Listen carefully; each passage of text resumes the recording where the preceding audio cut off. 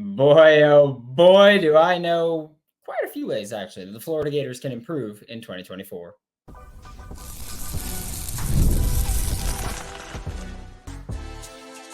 You are Locked On Gators, your daily podcast on the Florida Gators, part of the Locked On Podcast Network, your team every day. Hello and welcome back to another episode of Locked On Gators, part of the Locked On Podcast Network, your team every day. Thanks for making Locked On Gators your first listen of the day every day. We are available daily and free wherever you listen to the podcast and on YouTube. I am your very gracious host, Brandon Olsen. I am going to stay here despite some people not liking me for the way that I sound, which is just rude. It's just such a mean way to go about it. I can't change that. Today's episode of Locked On Gators is brought to you by Game Time. Download the Game Time app, create an account, and use code Locked On College for $20 off your first purchase. Terms do apply. And like I said, I think I know a few ways the Florida Gators can improve in 2024.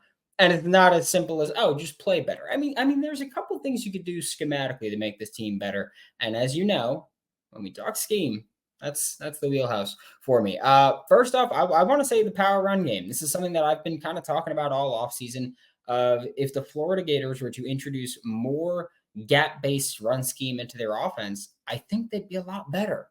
I do. I think that the run game will work better. I think that the offensive line has quite a bit of a good fit for a gap-based run game. And again, there's some guys who thrive as wide zone blockers. Like you look at Jake Slaughter at center, thrived as a zone blocker. I do think that he could also make it happen in power run, especially because he wouldn't be pulling as much unless you did some kind of pin and pull where he pulls across. But even then, his agility helps him a lot there, and getting him to work in space helps a lot there. And we've seen him work in space plenty with the wide zone. But I look at someone like Damian George.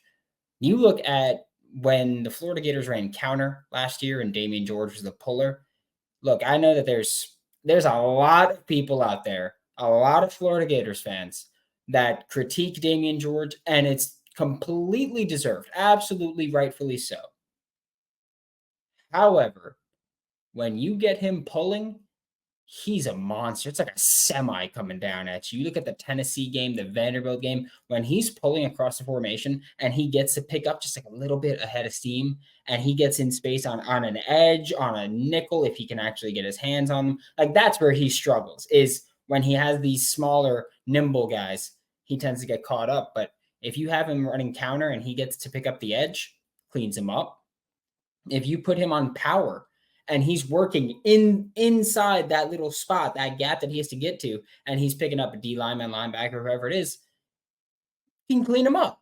Like we've seen him have success there. We can't say much about Najee Harris schematically, what he'd be better at, because we haven't seen much of it. I do think Austin Barber can benefit from working more of the power game as well.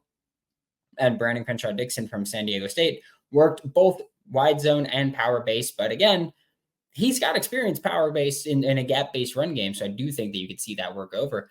And I don't think that it's as tough a transition as some people might think it is to go from wide zone to power base and try to implement that, because you don't need a ton of different kinds of runs. I mean, look at the Los Angeles Rams.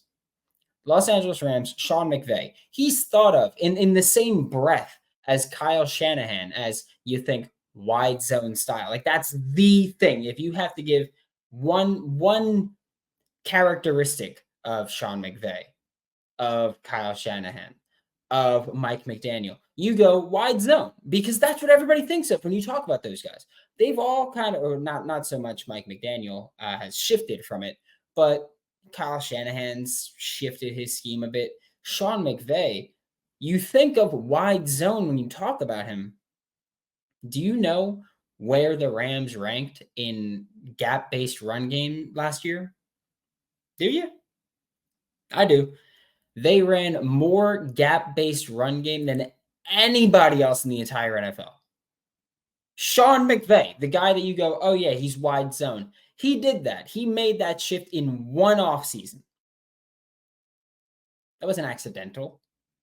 It was like, oh, we could do this. We can find success doing it. Do it. Duo was the main run that they called. It was duo, which is that doubling there. It was duo. That was it. It's not as drastic a change as I think people think it is. And I do think that also, like when I say, oh yeah, go more gap-based game, you don't have to abandon the zone run at all. You can do both. Like a lot of teams do both. I know that this is a probably bad example. I accept that. But I'm a New York Giants fan. I cover the New York Giants for Sports Illustrated. When the New York Giants offense last year was on the field, they ran a very even split between zone-based and gap-based offense. The reason they were bad was not because of the scheme. It's because they had high school talent players out there. It was bad. They pulled Justin Pugh off the street, and within a couple of weeks, it was a starting left tackle. That's how bad the offensive line was last year. Okay, so you can do both. They were just better. You can go Raiders had a pretty even split as well. The Bills had a pretty even split as well. Texans had a more zone-based scheme, but still pretty even split there.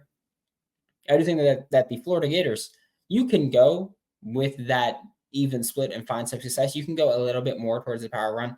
I think that, again, when you have guys like Damian George, who just watch. I'm telling you, if you watch the Tennessee game, if you watch the Vanderbilt game, if you watch most of the games where Florida ran the ball well, and you see what plays they did it on, oftentimes last year, it was power-based, gap-based. It's not this revolutionary concept or revolutionary idea to come up with this, but the Florida Gators were good at it last year. They've still got the personnel to do it. And in fact, you could make the argument that the Florida Gators have the personnel to be pretty evenly split. Again, I'm not saying to become Sean McVay and go full into the gap-based run game. I'm just saying do it more, and your run game will probably find a bit more success. You have the personnel to do both.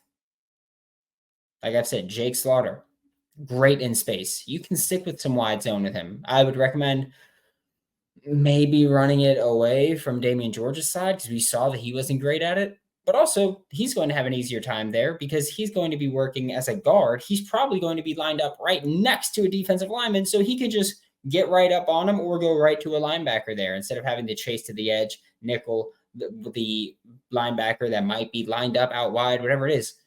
You just get your hands on someone right away. So this Giants game, or this Florida Gators team, their run game can get a lot better.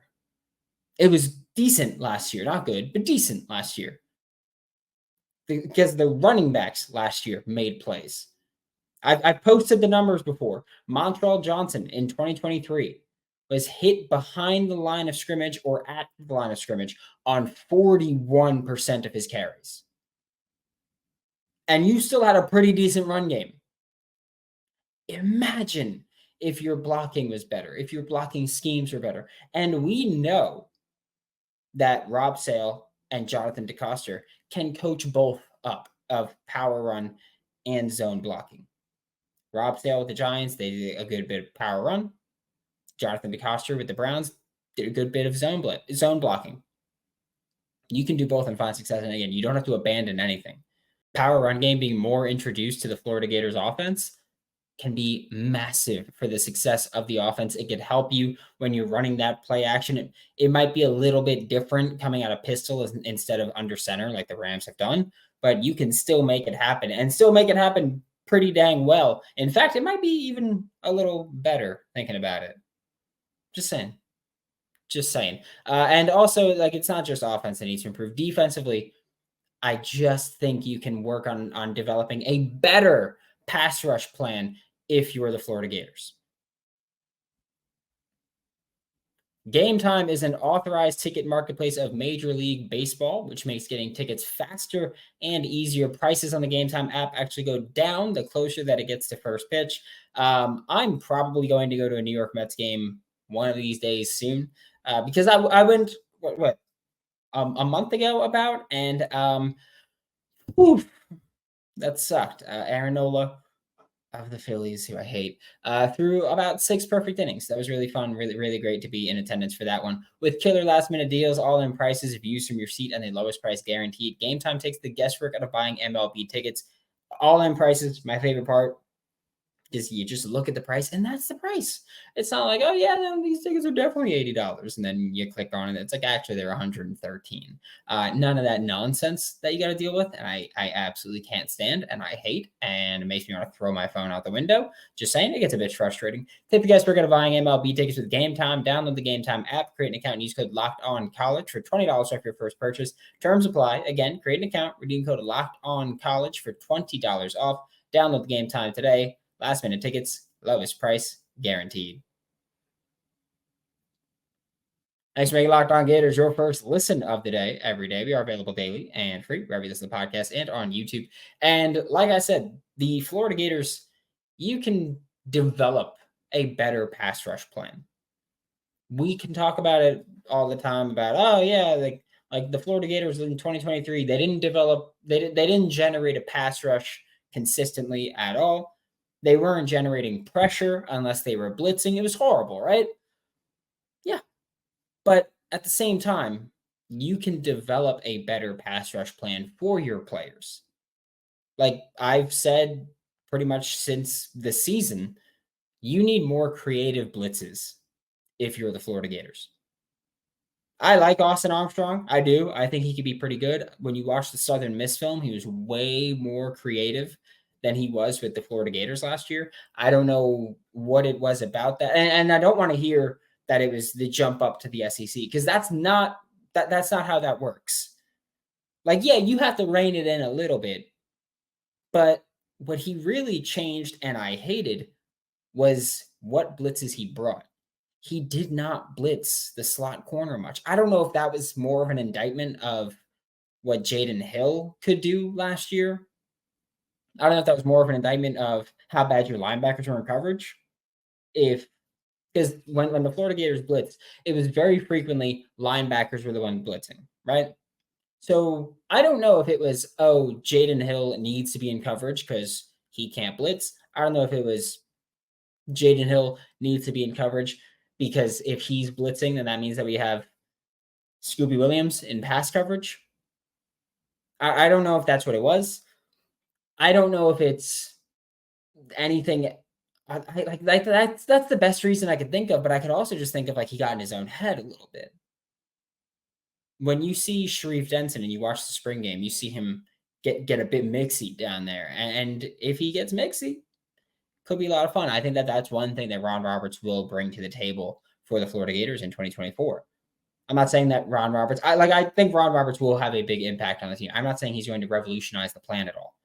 What I am saying is that when you have Ron Roberts and you look at what he did at Baylor, and you look at what he did at Louisiana before that, and you look at what he did at Auburn last year, the slot corner, the star, the nickel, anything you want to call them, they're part of that pass rush plan. And I think that when you look at last year, it got a little predictable because every time that you were blitzing, you were coming at them in the middle. You were blitzing the interior there.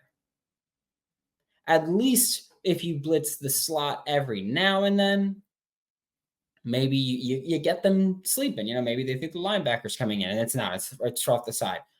Whatever it is, but you got to get a bit more creative with things. We saw Jordan Castell find a little bit of success rushing the passer, but even then, that was usually right up the middle. That was them trying to flood the A-gap, which makes a lot of sense because, the quickest way from point A to point B is a straight line. So if you're blitzing right at the quarterback, quickest way to him is getting right to him up the middle. That's the shortest line. Yeah, I get it. But when they can go, okay, watch the A-gap, because if they're blitzing, that's where they're coming from. So we just go, all right, running back. You watch the A-gap. If anybody gets between the centers of the guards, pick them up. That's you. That's it. Right? You blitz the nickel, the star, the slot, whatever you want to call them. They come in off the edge. Running back might be on the other side. Running back might just whiff when they have someone faster. Because if you have a linebacker, they're probably running straight, right? They're not trying to get all cute and creative and dance around. They're going to try to just bull rush a running back. That's what they do, because as a running back, you take a step up and you get in the path. And then if they bull rush you, you're hitting the QB probably. Got to get more creative. Another way that I think you have to have a better pass rush plan in 2024 is that if there's a pass rusher that breaks out, let him rush the passer. And I know that the entire 2023 season was me and Florida Gators fans, kind of me and some Florida Gators fans and other Florida Gators fans going at it about Princely Umanmielen. Me saying that, hey, the film, the analytics backs it up. He's an elite pass rusher. And a bunch of other Florida Gators fans going, no, he's not, because he's not getting sacks.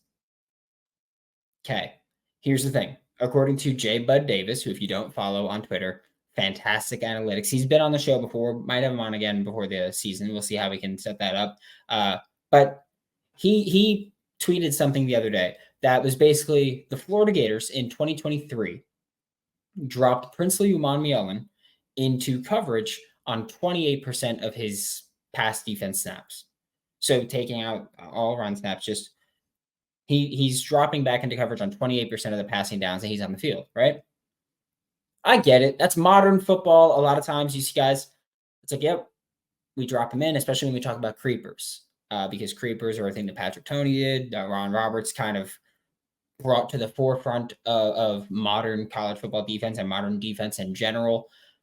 Creepers are, of course, replacement blitzes, which is you have four guys. You're not showing blitz, but we're going to blitz a linebacker off of one side. And on the other side, we have a defensive end dropping into coverage. Blitz the nickel off of one side, and on the other side, we have a defensive end dropping into coverage. It's usually the edge rushers that drop into coverage there. So having a guy like Princely drop into coverage a bit, I'm fine with. But that number should be at like 15%. 28% is a lot, right? And according to what J. Bud Davis brought up, which is based on the rate at which Princely Umanmielen generated pressures, hurries, sacks, and holding calls, the Florida Gators last year, by dropping Princely into coverage on 28% of his snaps, basically sacrificed 17 pressures, which is an additional, pressure and a half per game. Adds up, right? 9 hurries, which is basically 0.75 hurries per game. A 3 sacks, which is a sack every 4 games. And a holding call. Just based on the rate at which he generated those statistics and how often they dropped him into coverage. That's what they traded off. Do you think that when they dropped him into coverage, they picked those things up? Do you think that when they dropped him into coverage, it was worth sacrificing those things? Going into the year, we knew Princely was a good pass rusher. Now, throughout the season, we saw him drop into coverage a lot. I mean, I will give them a little bit of slack for it was the Tennessee game. Running back motioned into coverage on that side. The edge rusher just dropped with him. That was the way they did it. That was the approach they had, the attack they had, and it worked. They put that offense in a box. So I'll give you credit for that one. That's one game, though, in what was a 12-game season for the Gators.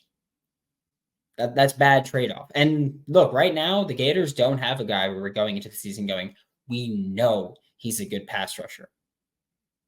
We're hoping a few guys can become that, but there's nobody that we go, we know he's a good pass rusher.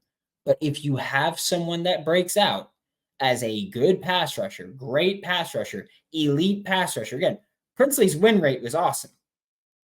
If coverage wasn't terrible, you'd be in a better spot, right?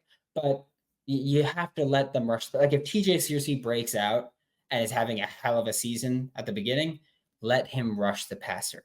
Don't sacrifice the pass rush to drop an edge rusher into coverage. Keep the pass rush going. Let good pass rushers rush the passer. Crazy concept, I know, but let them do that. Okay? Just a thought there.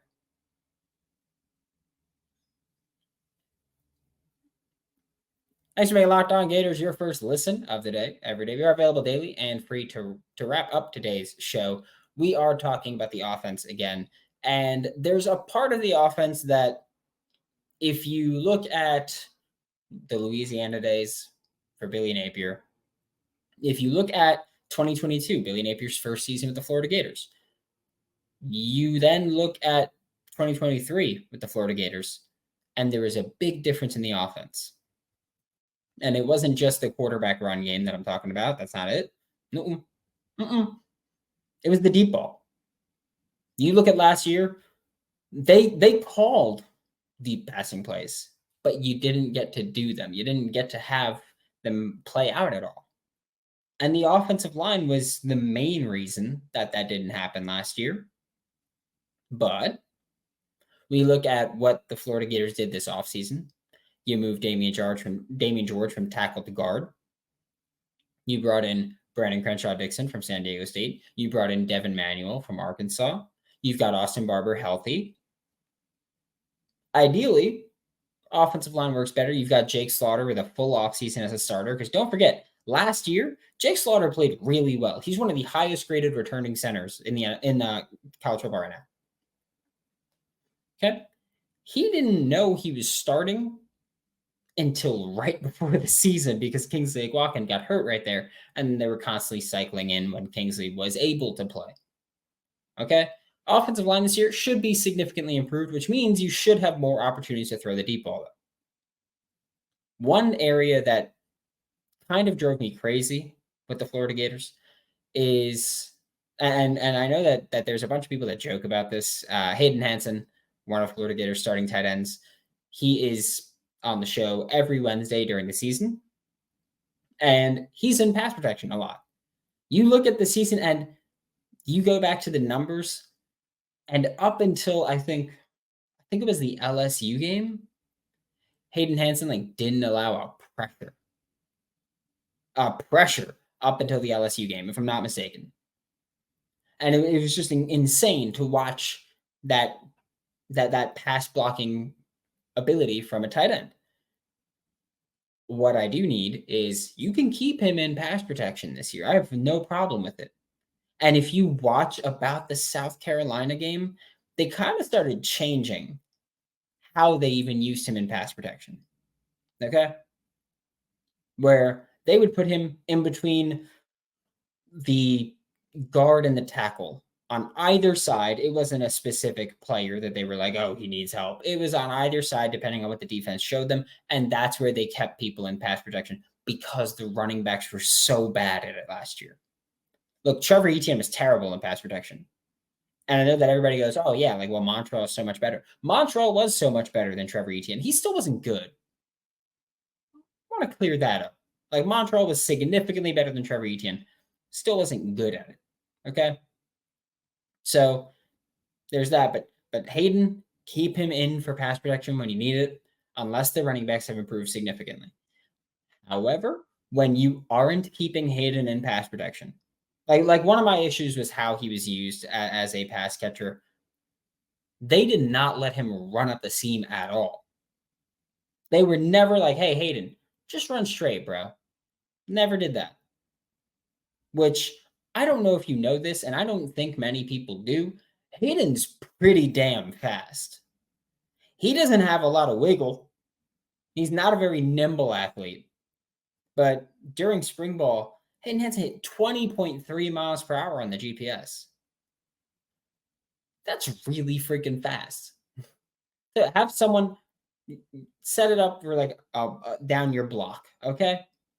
Down your street. Have someone drive a car 20 miles per hour and you try to run next to it and see how badly you get beat by that car. Because that car is how fast Hayden runs, okay?